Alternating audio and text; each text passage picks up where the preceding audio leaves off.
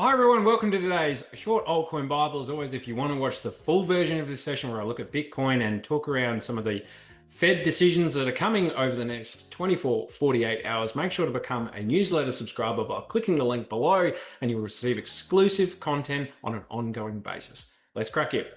Okay, ETH. I often go to ETH when we're in choppy waters and uncertain market conditions, if it's looking even half decent, because it is the second least risky altcoin. Well, that's not true. It's the second least risky cryptocurrency on the market behind Bitcoin, and it's got those institutional flows. And I also actually like how Ethereum looks versus Bitcoin.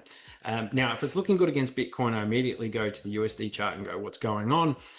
Sometimes one can lead the other, but if I see sustainability and strength on the Bitcoin pair chart, meaning people are selling their Bitcoin into XYZ asset, I tend to think this has some strength to it. There's underlying want and need to buy it from Bitcoin. And you can imagine with Bitcoin's overall performance over the last 2 years, when that does happen, it's a good way of assessing that strength.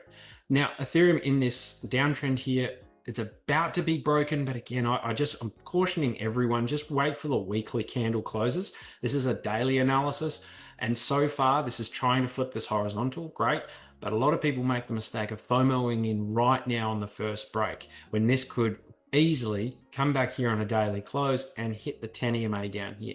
So what I'm thinking is if we can get a daily close above this horizontal line, then yeah, probably has a good reason to maybe get into a trade or a larger position.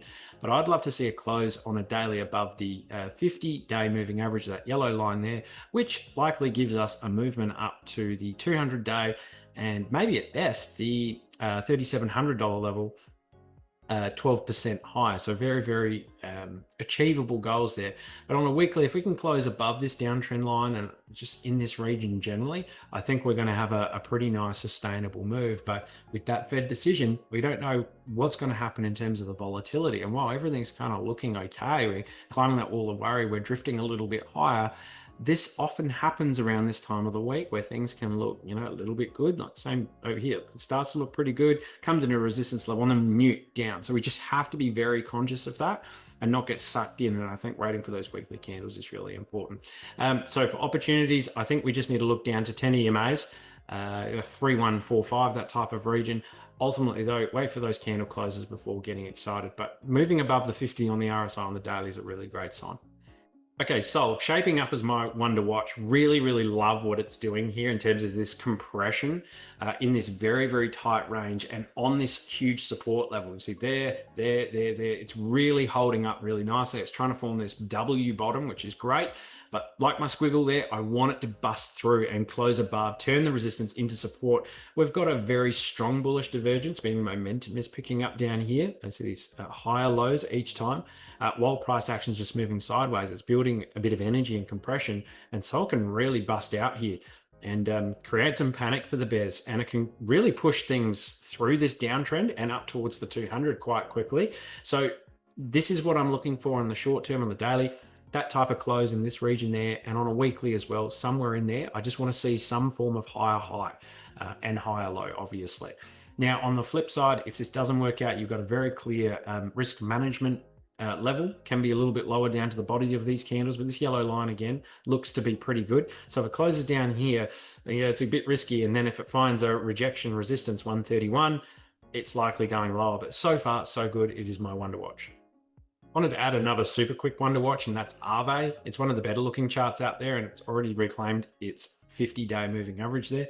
It's broken the downtrend as well, but like with any downtrend, I'd like to see horizontals flip as well. So ultimately, with something like AAVE here, it's coming up on its first major resistance horizontal. So right here, wick into that. At the very least, I want it to close above the 50, but also I want it to do something like this and flip. And then you've got the downtrend break and you've got a higher high, higher low situation coming along. And then you can start to aim for, the 200-day moving average, maybe the 100-day moving average. It's also flip 50 on the RSI. It could come back down there and do that. But you've got the 10 EMA coming up really nice. So you've got a nice buy zone in here. If it will come back in there, that's a really good spot to get active, I think, on AAVE, because it's starting to drift higher and look quite good. But yeah, proof is in the pudding next Monday. Right, Zcash is my danger zone this week, and you might be thinking, what are you thinking because of this, movement higher? But this is exactly where you get suckered back in and end up buying the top of a dead cat bounce. So I wanted to bring it up. This is the core level, which used as support, lost it here, big dip. Now it's coming back and it's running back into the 50-day moving average at horizontal resistance. This is the perfect setup for a lower low and moving, lower. So a daily close here, or it finds rejection here, and it is likely doing that. It's also hitting resistance at 50 on the RSI here. It can't breach above. So again, warning signs left and right. That said, if Bitcoin does bust through, 93, 94, tried this morning, but if it does get above 100K, something like that, I would expect Zcash to do this, flip this resistance into support and then move high. But this is the kind of patience and discipline and validation you're looking to see before you start moving into some of these positions. It's one of the hardest things to do for most people, because you want to front run this. You go, I just want to buy it now and forget about it and just reap the insane benefits that this is going to play out pretty much.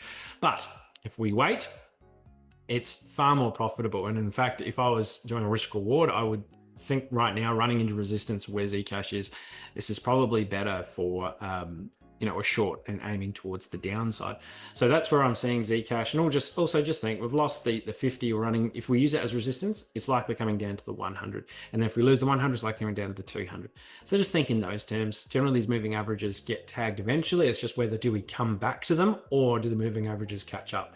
And just based on the aggressiveness of some of these previously coins of how they've moved up, the scope for them to move down as well quite heavily is there. All right, guys, have a wonderful day. Catch you again soon. Bye.